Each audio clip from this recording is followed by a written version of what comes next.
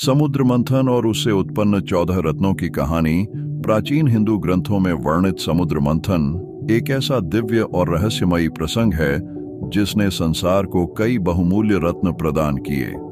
यह कथा देवताओं और असुरों के बीच हुए एक महान संघर्ष की गवाही देती है, जिसमें स्वर्ग, पृथ्वी और पाताल लोक की तकदीर बदल गई।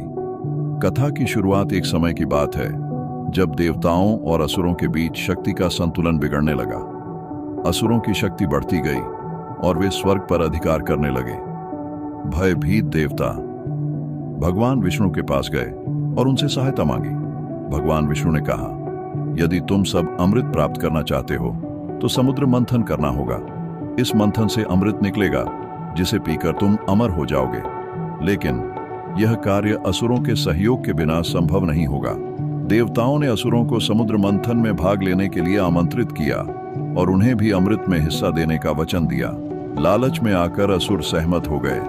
मंदराचल पर्वत और वासुकी नाग समुद्र मंथन के लिए मंदराचल पर्वत को मथनी और वासुकी नाग को रस्सी बनाया गया।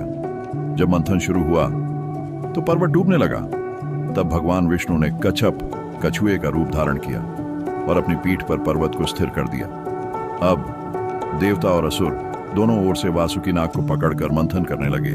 जैसे जैसे मंथन हुआ, समुद्र के गर्भ से अनेक अद्भुत चीजें निकलीं, जिन्हें 14 रत्न कहा जाता है। समुद्र मंथन से उत्पन्न 14 रत्न एक हलाहल विष। सबसे पहले अत्यंत घातक विष हलाहल निकला, जिससे संपूर्ण सृष्टि संकट में पड़ गई। देवताओं ने भगवान शिव से सहायता मांगी। शिव ने वह विष अपने कंठ में धारण कर लिया, जिससे उनका गला नीला पड़ गया और वे नीलकंठ कहलाए। 2. कामधेनु। यह एक दिव्य गाय थी जो अनंत धन और समृद्धि प्रदान करती थी। इसे ऋषियों को सौंप दिया गया। 3. उच्चैःश्रवा। यह एक 7 सिर वाला दिव्य घोड़ा था जिसे असुरों के राजा बलि ने प्राप्त किया। 4. ऐरावत। यह एक श्वेत विशालकाय हाथी था जिसे देवराज इंद्र ने ग्रहण किया। 5. कौस्तुभ मणि। यह एक अद्भुत रत्न था जिसे भगवान विष्णु ने अपने वक्ष स्थल पर धारण किया। 6. कल्प वृक्ष।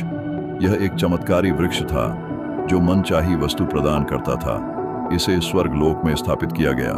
7. रंभा अप्सरा। यह एक दिव्य अप्सरा थी जो स्वर्ग लोक में चली गई। 8. वारुणी देवी। यह मदिरा की देवी थी जिन्हें असुरों ने ग्रहण किया। 9. पारिजात वृक्ष। यह एक दिव्य वृक्ष था जो स्वर्ग लोक में लगाया गया और इसकी सुगंधित पुष्पों से इंद्रलोक महक उठा। 10. शंख। यह एक पवित्र वस्तु थी जिसे भगवान विष्णु ने धारण किया।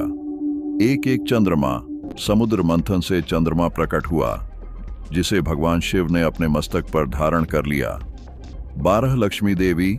मां लक्ष्मी समुद्र मंथन से प्रकट हुईं और उन्होंने भगवान विष्णु को अपना पति स्वीकार किया। इसीलिए वे श्री हरि विष्णु की अर्धांगिनी मानी जाती हैं। 13. दधिमंथन अमृत कलश। यह अमृत का घड़ा था जिसे लेकर असुर भागने लगे, लेकिन भगवान विष्णु ने मोहिनी रूप धारण कर देवताओं को अमृत पिला दिया। 14. धन्वंतरी यन। अंत में भगवान धन्वंतरी समुद्र से निकले। वे आयुर्वेद के जनक और देवताओं के चिकित्सक बने। अमृत और देवताओं की विजय। जब अमृत निकला तो असुरों ने इसे हथियाने का प्रयास किया। तब भगवान विष्णु ने मोहिनी का सुंदर स्त्री रूप धारण किया और अपनी चतुराई से असुरों को मोहित कर दिया।